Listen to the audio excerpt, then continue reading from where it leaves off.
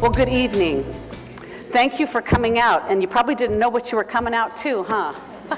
We're going to explain that a little bit more. But before we begin, I have to make a confession. On a recent airplane flight that I was on, I broke FAA regulations. Because I'm just like a person of helps. In September, we were flying back to Tennessee to a football game, and we had to use we didn't have to, we wanted to use some airplane miles that were going to expire, so we thought, hey, let's go to a ball game.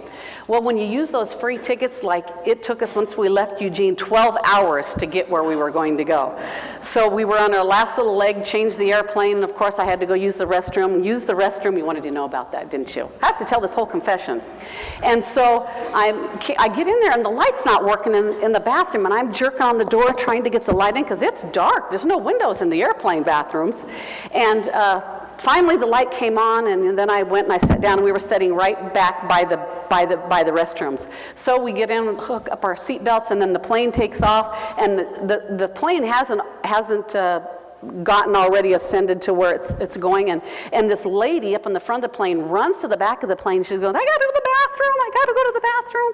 So she gets in there and she shuts the door, and she says, the light's not coming on, and I could hear her, and so I lean over and I go, you just have to wiggle the door, just pull on the door. And so I'm in there, and I'm out here, and she's in there, and so she's wiggling the door, won't go. So I see a flashlight right there, and because I've seen this flashlight on several flights before, because I've been in line, I just grabbed that flashlight off and I said, here's the light. So and so I sit back in my seat and I just think I'm so good.